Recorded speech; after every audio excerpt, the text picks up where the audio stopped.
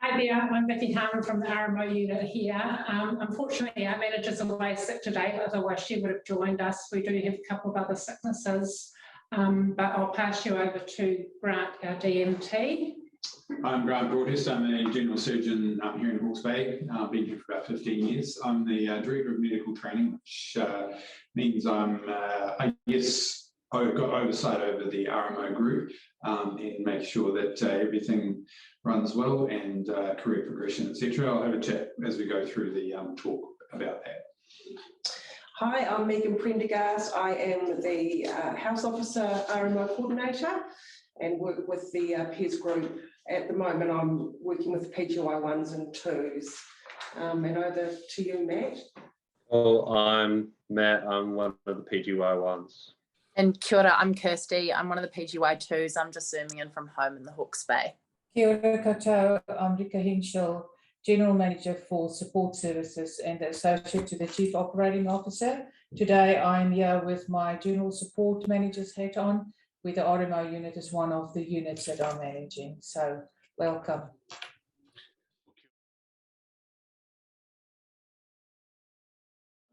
One of the key reasons that you're probably asking is why Hawke's Bay. It's a summary, I guess. I don't need to go through the slide in detail, just summarises who we are as a region, I guess, and as a DHB. We cover a pretty broad range of general surgical and general medicine care. That includes trauma. We have a very good ICU, operating theatre anaesthetic support. So we are able to do most major cases, except specialist cardiothoracics, neurosurgery, and to some extent plastics as well. We do deal with a lot of trauma, and a lot of our case, and I guess I'm a little bit biased being a surgeon, but that and a lot of general medical care is done locally because it is quite difficult to fly patients out of Hawke's Bay. So we are kind of a big secondary centre and deal with a lot of stuff locally. In your slide there, I think covers most of our services. I can't think of anything off the top of my head that is missing off that slide, but we can certainly answer any questions that you might have later on. In terms of why Hawke's Bay, that's not on the slide, I guess probably my biggest thing that I think of, and I guess when I think of why Hawke's Bay, is the support that the RMOs get from the RMO unit. And I've known these two ladies beside me for quite a while, actually, probably most of the time I've been here. And they provide amazing pastoral care and support to the RMOs. They're open at any time, able to be talked. The open door policy is very much alive. And there's a good hierarchy, I guess. Not hierarchy, that's not the right word. There's a good progression. If there's a problem, there's good interaction with senior medical staff. A good, I guess, top-down team support. Hopefully the PGY 1s and 2s will support me or back me up on that. I've only just started in this role, so I'm just gaining my feet, but there's a few things that I'd really like to sort of work on in the next couple of years. One of those is career development. The second is just making sure that there is good, I guess what you call pastoral care for RMOs that are in difficulty, and really sort of trying to stamp out things such as bullying or other issues like that that are coming up. So sort of working on that in the future. So Megan's going to, Megan promised to talk about this. I promised to talk about the food and the wine. Well experienced. Hawke's Bay, it's fantastic climate, it's very warm. One thing I've found with the PGY 1s and 2s is there's a great social life here, and within the hospital they have their own social club. There's lots of festivals, there's lots of marathons. We've just had Hawke's Bay Marathon that people have joined in. We've got Art Deco weekend, plenty of surfing, restaurants and the wineries. We're not far from the mountains for hunting. We're not far from Tongariro and from Ruapehu for skiing. Also up mahi, Waimārama Ocean Beach, we've got beautiful beaches as well. Napier's a beautiful city. It's one of the nicest that I've been to, that I've been around the world. And it's a small community and people know each other. And that's what, when I speak to the RMOs that have come into Hawke's Bay, they love that we have this wraparound feeling of community. Okay, next slide is about the recruitment process. We do sit or convene a panel, which includes our probational education supervisors. We have 5, soon to be 6, and we'll talk a little bit more about those in the next slide actually, because I'll just make a note about that. And myself and the recruitment advisor, we don't interview candidates, but we do review your covering letter and CV. And really, your covering letter is one of the most important things that that we find tells us about you as a person. And what we're looking for in that is why you want to come to Hawke's Bay, what drives you to come locally. If you've had any local experience or experience working in a regional centre as a trainee intern or 4th or 5th year, that's really valuable to put that in there. And then I guess to give us an idea of what your aspirations are. They don't need to be career goals, but what you want to get out of the rotation or that 1 or 2 year interval. Some of you might want to get onto a surgical training scheme. Bias coming through, and we're able to do that. But there's a lot of other areas that we can develop in. That includes everything from general practice, because we have a very broad and improving, I guess, community-based attachment program. And so just give us an idea of what you want to get out of working here locally. And one other point at the bottom of the slide is a site visit is not absolutely mandatory. So basically we are basing it on CV and your covering letter.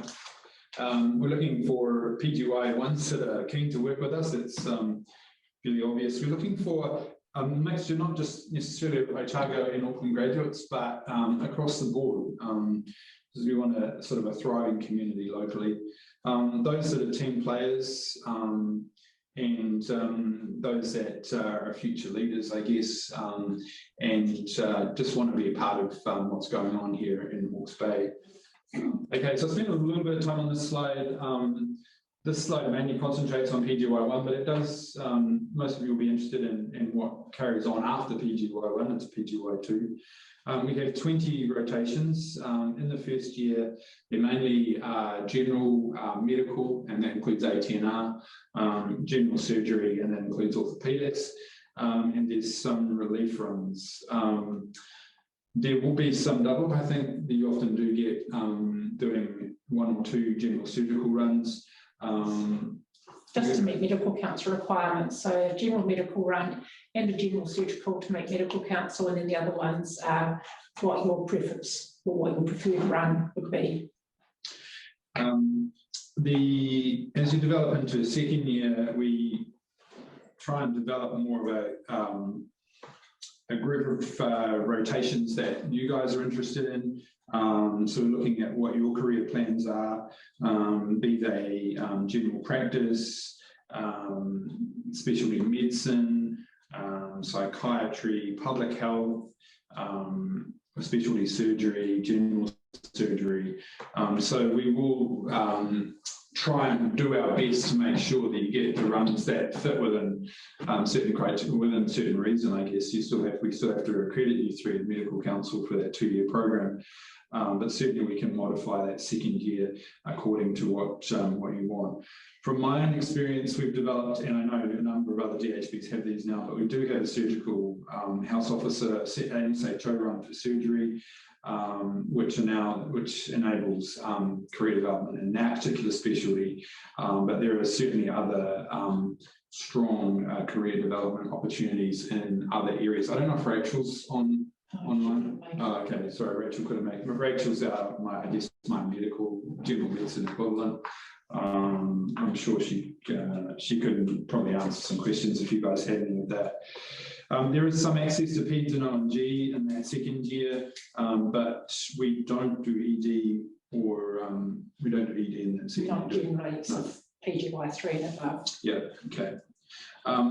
We do, in that second and third year, we do provide full medical education leave for surgical courses or O&G diploma and any other courses that are appropriate. Those are the only two that I'm aware of. I don't know if there's others that you guys are aware of, but certainly in terms of education and career development, that's hopefully covered some of that. We do have regular house officer teaching. So that is on a Thursday afternoon. It's protected time, and we do monitor the teaching, making sure that RMOs are attending it. It's a 1 hour session. There's also formal teaching, as you can see on the slide. And so that more or less covers that. We do have a broad range of set of probation education supervisors. One of our long-standing peers is going to retire, but we've had about 6 or 7 applications across the hospital, a broad range of specialties really. So it's really excited to see that, and a lot of enthusiasm from a number of our more junior consultants to be involved, which is really exciting to see. Me, rosters. So general house officers, a category D here in Hawke's Bay. You'd work between 3 to 4 weekends per quarter over a 13-week cycle, and generally there'd be 1 long day per week as well. If you're on it for the weekend, you don't have a long day generally either side, unless you happen to do a long day on Saturday. You can do one the following Sunday. The night shifts are split, a 3-4 split between Friday, Sunday, and then Monday to Thursday. PGY1s in the years is not quite where it should be. They can work nights from the second quarter onwards, as long as they've done a medical run in the first quarter, and then they actually work with a PGY2 or higher. They're not on their own for that second quarter. So it's something that's quite new that we've just been put into Hawke's Bay, and it's working really, really well.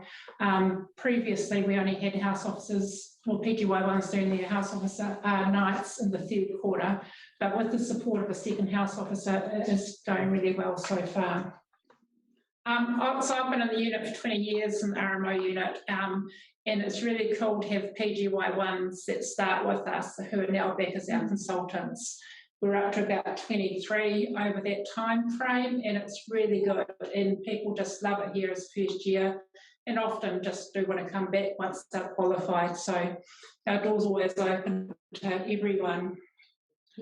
Yeah, just like to reiterate that, there's a number that I'm aware of that start off as first years and are still going through as junior registrars and come back as trainees. And I think from the surgical side of things, probably 7 out of 9 of our surgeons have all trained here and have spent a lot of time here. So it's I guess it's just testament to what the DHB is about. I think another thing is our community-based attachments, part of your PGY2 year. A lot of work's been put into it by Hawke's Bay Hospital and the previous DMT Kate Roberts Shaw. We have a very variety, it's well supported, and I think for some people it's quite a highlight and important to get potential GPs coming through the ranks.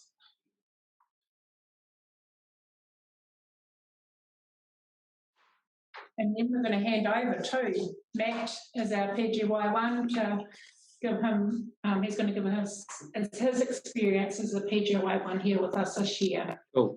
Kia ora. Matt, one of PGY1s. So there's 20 of us. And I guess I'll talk about why I chose the Hawke's Bay. So I went to a lot of the North Island DHBs knowing that I wanted to go to a smaller DHB in the North Island. And I had a few criteria that I wanted to meet. Obviously, as been touched on here, it's, absolutely stunning weather. I think It's got the least amount of rainfall hours or mils of rain out of all places in the North Island, which is pretty awesome. Very high sunlight hours, which also is a big win, and that's why we grow such good grapes. On the lots of fun activities to do, lots of biking, surfing, running, exploring. Obviously, we touched on the skiing's close by, vineyards you can go to, breweries, distilleries, lots that you can do, and lots of fun weekend activities. But I think the main thing that really sold me on this place was the people that were here. And I was shown around the hospital, and then caught up with a few of the PGY ones from the year previous, and they introduced, and everyone was having an amazing time. No one had a bad thing to say about the hospital, and that sold me. That was enough to be like hook, line, and sinker. This is the place I want to come. So you go through the whole application process, and luckily enough, I got it. So started working here. Big thing is getting into the hospital, whether that be walking, running, biking, or driving. There's heaps of cycle lanes around the Hawke's Bay, all the way from Napier or Havelock North, or wherever you decide to live, into Hastings in the hospital. And then there's bike sheds and bike workstations where you can, if you get a flat tire or something goes wrong with your bike, you can do that fix that up at the hospital, and so you can ride home. Car parking, there's heaps of parking around the hospital and on the hospital campus. It's $1 a day to park, so for those wet days or whenever, you can easily be close to the hospital. I guess my day-to-day start at 7:30 or 8 o'clock, depending on if it's a surgical or a medical run. Surgical runs start at 7:30 or 7 o'clock if you're on vascular surgery, and then 8 o'clock for medicine. You have your handover, and then you do your ward rounds, MDT, lunch, which is obviously the best part of the day. I'm sure there'll be probably questions about the food here. It's pretty good. I've only been to a few DHBs and eaten at a few DHBs, but I think it's the best one I've been to. And then you do your jobs in the afternoon, and because there's so many people there to support you, and the RMO department does a good job of staffing it. Majority of the time you get out when you're rostered to get out, which is 3:30 or 4 o'clock, and I think that's a huge win for working at this hospital, because as I touched on before, there's so many fun activities to do outside the hospital, so you have all that time to get out and do those. Applying for leave, I think it's great here. I think nine times out of 10 you get the leave that you apply for. So after today, I've got 7 days off, or 6 days off, and that's very easy to get. You just go in and have a conversation at the RMO unit, or you send an email, and they're very accommodating, and they work with you to try give you that time, because they understand that that first year is really hard, and having leave is really important for the mental health. And then I guess, it all comes back to the people, really. It's a great place to work, and I thoroughly enjoy every single day, because I get to see my friends and work with my friends. And I'm very, very happy with the decision I made, and I hope you guys are, make the right decision as well. So I'll pass it on to Kirsty, and she can tell you a bit about PGY too. Thanks, Matt. So my name's Kirsty Sutherland. I'm one of the PGY2s at Hawke's Bay Hospital. I just wanted to build on the reasons why I chose Hawke's Bay DHB, and also why I wanted to stay on for a second year. For me, one of the biggest draw cards was the size of the hospital. I really wanted to work in a hospital that was small enough that I felt like I got to know my colleagues, and also the patient demographic. but also a hospital that was large enough that it had enough specialties. I think that Hawke's Bay DHB strikes a good balance. We have 20 first years PGY2s and PGY1s and roughly 20 or so PGY2s as well. I think with that size, you get to know your cohort very quickly. And after that, you start to build good relationships with RMOs from other year groups, your registrars, and you actually get to know your bosses really well as well. And because of that size, people are very friendly, and it facilitates quite good working relationships. The other thing is we do have, because it's not as small as some other hospitals in the country, we still have some specialist services like cardiology, ENT, urology. So you're not missing out on other specialties that you might not get in a smaller centre. With getting to know your colleagues, I feel that you are able to, the relationships that you can establish allow you to have really good mentors and supervisors. And with that, you get a lot of learning opportunities, which is something that I've really enjoyed about this hospital. In my first year, I did respiratory, general surgery, rehab, and orthopedics. When I was on respiratory, I had a few opportunities to put in chest drains, and that's one-on-one with my bosses. In general surgery, because I was the only house officer on my team, if I had a less busy day, I'd join and assist with elective theatres, which is something that I really enjoyed. And quite a unique opportunity that Mr. Broadhurst already touched on was the acute surgical house officer job. This is quite a unique position that Hawke's Bay offers in PGY2. The acute surgical house officer assists mainly the registrars between ED and the operating theatre. You don't spend much time on the wards, you spend a lot of time admitting patients, seeing acutely unwell patients, admitting them to the ward, and then following them through to their operation. It's a bit of a step up in a learning experience, but if you're interested in surgery, it's really worthwhile, and you're very well supported in that role. It's quite an incredible opportunity. The other thing I wanted to touch on was the on-call roster, which might be quite different from other hospitals.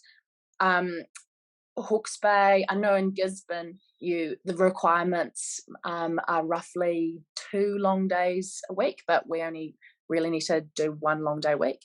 And as Megan mentioned earlier, we now have 2 medical surgical house officers on night shifts. Last year when I was working, we had 1 house officer that covered all surgical and medical wards. That's except from pediatrics, obstetrics and gynecology, ED. They all have their own house officers. So being the sole house officer of medicine and surgery, you're quite busy. Now we've introduced a 2nd house officer in the role, which means that you just have a bit more freedom to breathe in case the nights get busy, and you have opportunity to rest. We've got Chromecast up in the mess, which is our kind of student hub. Our PGY 1 and 2 hub, and just a few other social things as well. We're quite fortunate to have a close-knit group of RMOs here, and we've started a lot of social sports teams like social netball, social hockey, people orienteer. We have hospital balls, and a lot of people like to catch up for after work drinks and that kind of thing. The last thing that I really want to mention as well is just the support that we get from our RMO unit. They're incredible with, like Matt said, negotiating leave that suits both you and them. They're very forgiving with sickness as well. And especially when it comes to your latter years, if you're looking at taking medical education leave, this is something that they're really supportive of.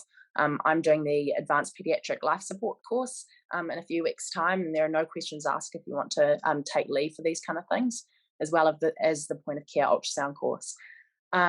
So I'll just finish there and pass back to the RMO unit, but obviously we'll have time for questions a little bit later on if you have.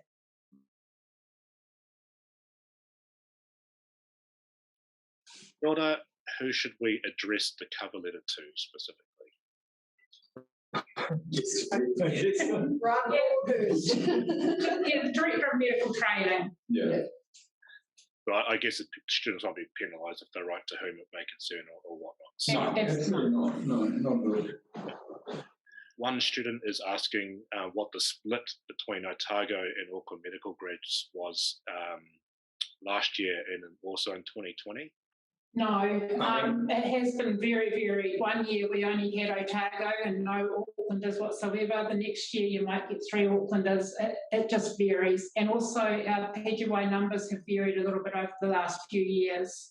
They've been down as low as 18, but now we're fixed at 20 for this year and next year and beyond.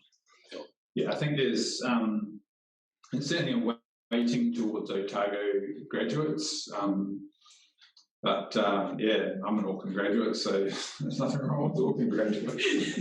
Is there a role that's similar to the general surgery acute house officer in orthopedics? No, sorry.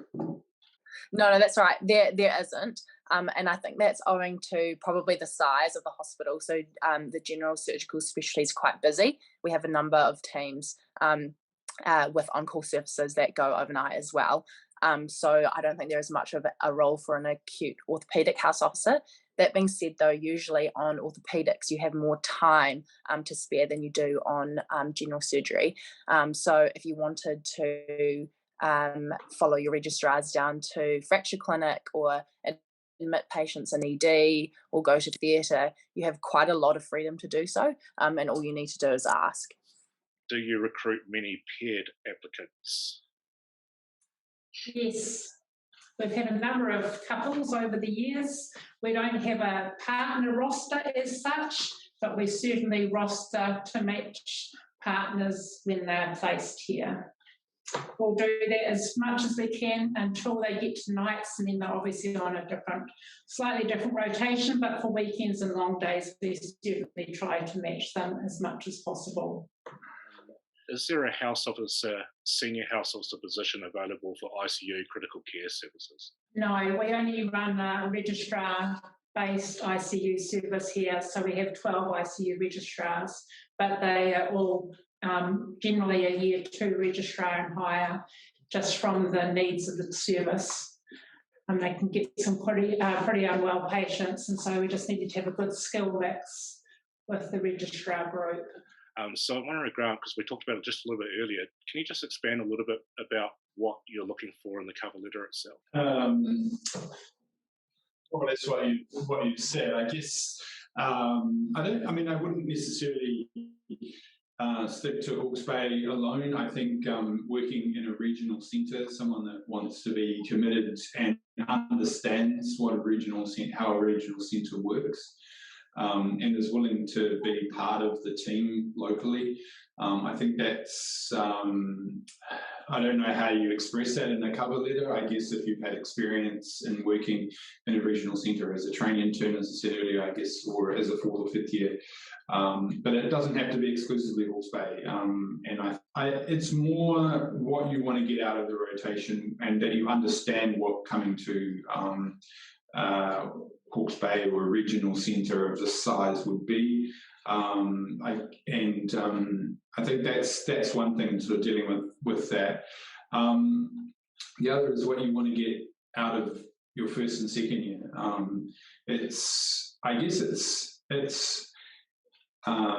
It's quite an important 2 years in your career development. It's where you start to decide what you want to be as a doctor or a physician, or where you want to go. And I think just having that, we just want to see what you guys want, or what you want to do, and how you want to get there. It's pretty hard, I guess, when you're at 6 GI and you're trying to figure out what you're going to do. And I guess that's might be putting a bit too much onto you, but just give us an idea of what you want to get out of the rotation. That's probably the other thing. But just make sure that you write individual cover letters for those employers that you're preferencing.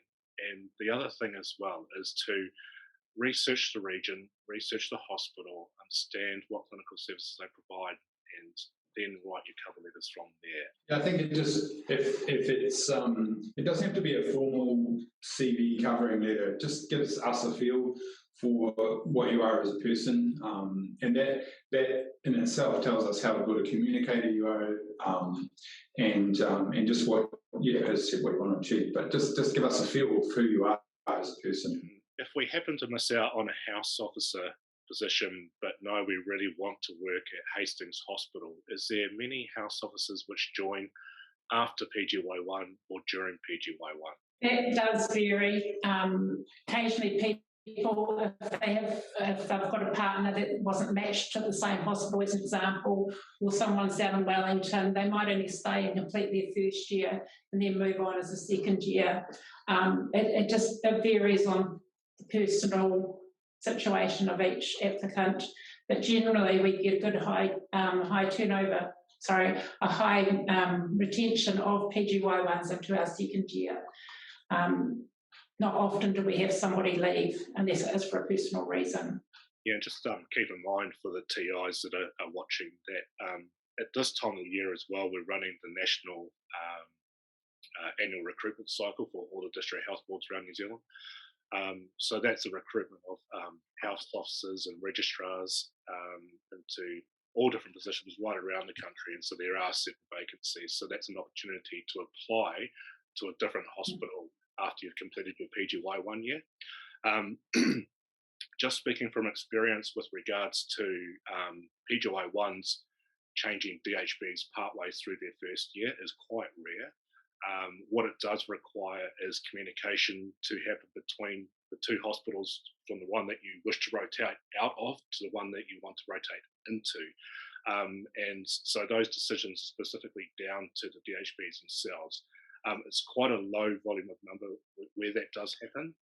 So you could be pushing your luck, but generally around this time of the year, the annual recruitment cycle is the best time to start looking at other opportunities if you want to look elsewhere around the country. Is there a SHO, senior house officer position for ONG by any chance? Yes, we do take second year house officers into ONG. Generally it is a PGY 3 or 4, but we do take PGY2s through. The HOD will rank your letter once you're at that stage and your application. But we've got a very supportive ONG service here, the SMOs and then the registrars, the senior registrar. That's a really good working bunch of people. And yeah, second years do go in, but generally in the second half of their second year, not the first half. What does the mentoring support look like when starting as a PG1 at Hawke's Bay? I think we don't have an official mentoring program, and it's something that I'd like to see develop, but I think we have a very strong RMO unit that act as very good from a pastoral point of view. I think within the individual specialties, there are good mentors, but there's no program as such. Would I be right in saying that? I think. Yeah, and with the support of the PESs. Yeah. Lots of people that they can go to if there were any issues for any reason. The PESs are, I presume everyone knows what a PES is. It's pre-vocational supervisors, really supervising the progress through PGY1, PGY2, and they're individual consultants, and they've been very carefully selected from a group. As I said, we've got one retiring coming out, and we've had 7 applicants, so all very strong applicants. So for that one position, so it's something that I'm very mindful of. Making sure that there are good mentors in both career development, but also if there are problems.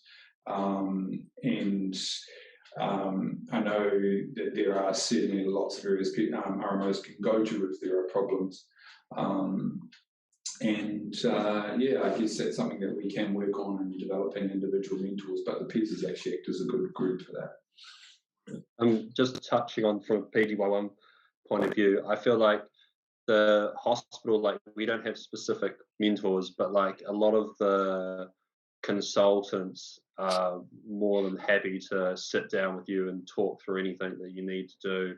And the PGY2s and above are also great for that as well. Like, you know, when we start the year, we have 4 weeks where the PGY2s pretty much babysit us as we go through learning the processes in the hospital, and you know, they're there to talk to anything, you know, on the long days, they're there to help you out. If you need any breakdowns you have, they're there for you. They're there to give you advice and support. And then, you know, the RMO unit, as Kirsty and I have said, you know, you're able to go to them and discuss, you know, like, you know, you're having a really tough time. If you need time out, whether it be, you know, the leave or other reasons, they're more than accommodating for that. So I think that though we don't specifically have formal mentors, I think there's a lot of informal mentoring and support that's provided by the DHB. Is there a SHO or registrar position in ENT? Not as yet, but we are actually developing that and working with ENT. We have employed one and I think another ENT surgeon, so the group is now to about 4 or 5 ENT surgeons, and we have a sole practitioner or maxillofacial surgeon who does a lot of head and neck surgery.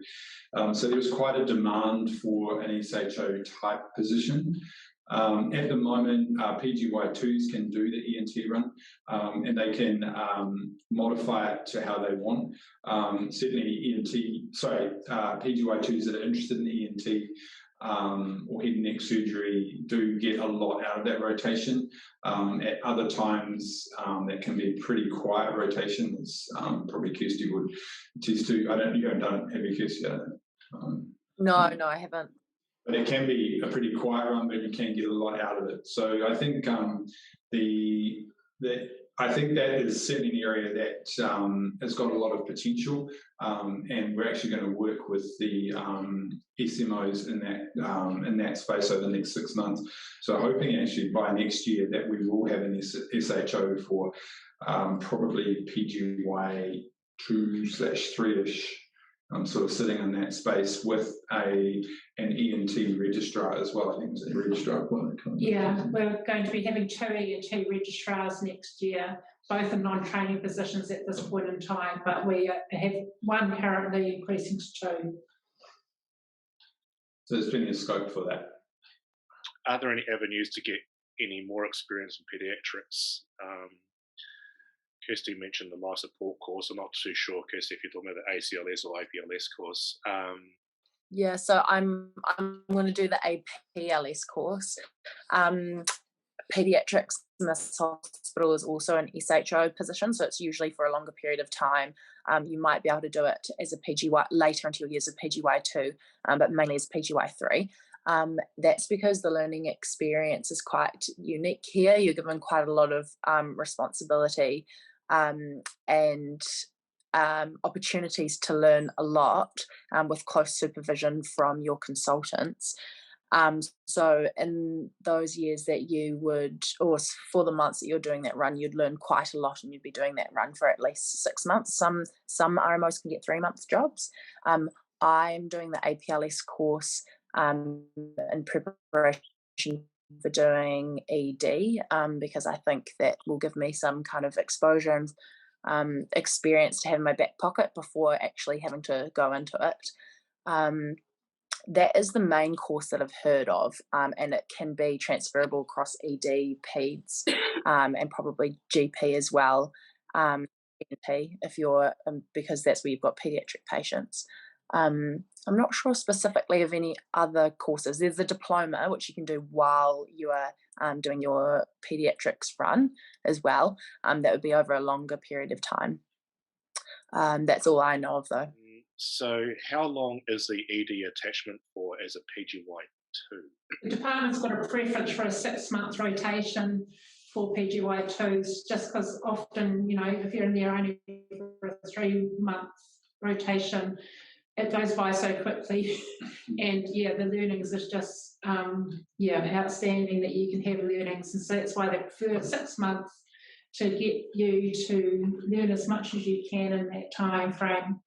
We've had a number of our PGY2s that have since stepped up to first year registrars in ED, which is really good as well. Nothing further to add? One thing I'd just like to add, for RMOs who accept a position with Hawke's Bay DHB is housing and accommodation in the area. Generally, so you can either live in Napier, Hastings, or Havelock North, and there are flats available throughout the region. Generally, the cost of living is lower than in bigger centres, and the quality of living is pretty good. But with that, it means that you probably have to start looking at accommodation before you arrive through Trade Me, and even if you can get in touch with our other RMOs in the DHB who can give you contacts of other RMOs who might be leaving the area. Being a smaller area, the turnover of flats isn't as high as in big centres. So that's just one thing to keep in mind. Lovely places to live, but just you'd need to be a little bit more organised. Are there any rural attachments available within the District Health Board for PGY 1 and 2 year? As part of the community-based attachment, we have rural attachment of Wairua, which is a small town, like 5,000 people up the coast, about 2 hours north of here. So I guess many of those that wanted to do that, there is a rural attachment there. We also have a GP attachment at Tukitook Medical, which is about half an hour, and it's very much a farming community attached as well. So yes, there are. Thank you very much, Whānau. Thank you very much for everyone, the TIs who are watching. I hope you have a good evening and take care and all the best. Thank you. Thank you. Kia ora. Kia ora, ka kite anō.